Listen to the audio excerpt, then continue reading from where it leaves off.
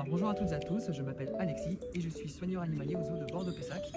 Et aujourd'hui, on va fêter l'anniversaire de Pacho qui a 8 ans. Donc Pacho, c'est un loup à crinière qui est arrivé au zoo de Bordeaux-Pessac en 2019 et qui est né au safari de Pogre. Aujourd'hui, Pacho vit avec son congénère Pedro, qui est un peu plus âgé, qui a 12 ans. Donc ils vivent dans l'enclos de la Pampa avec deux tapirs terrestres, une famille de capybaras et bientôt des nandous issus de saisie. Donc ça fera une belle mixité sud-américaine. Donc les loups à crinière sont des animaux qui font donc partie de la famille des canidés, mais qui sont des animaux uniques en leur genre. Ils sont d'ailleurs les seuls représentants de leur genre. Donc ils sont différents des loups d'Europe, puisque déjà ils sont très hauts sur pattes, ils ont une démarche élancée, et ils vivent dans les plaines de la pampa sud-américaine. Et ils vont avoir un rôle très important dans les écosystèmes de la pampa sud-américaine, puisqu'ils vont disperser les graines des fruits qu'ils mangent dans la nature, notamment celle du lobera, également appelé fruit du loup. Donc les loups à crinière ne sont pas strictement carnivores comme on pourrait le croire. Ils sont omnivores, donc ils vont manger de tout dans la nature. Donc ils peuvent manger de l'herbe, des fruits, donc comme le lobera.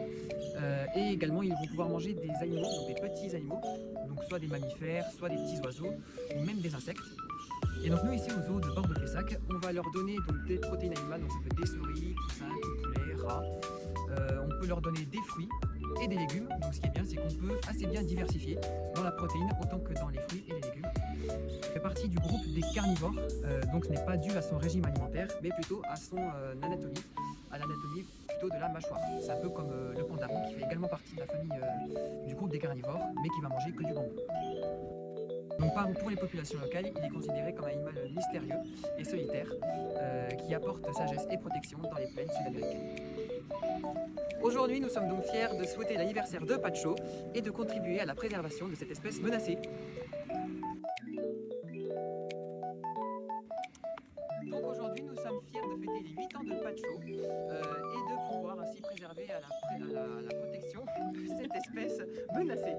Fiers de fêter l'anniversaire de Pacho. Aujourd'hui, nous sommes donc fiers de... Ah là là. Et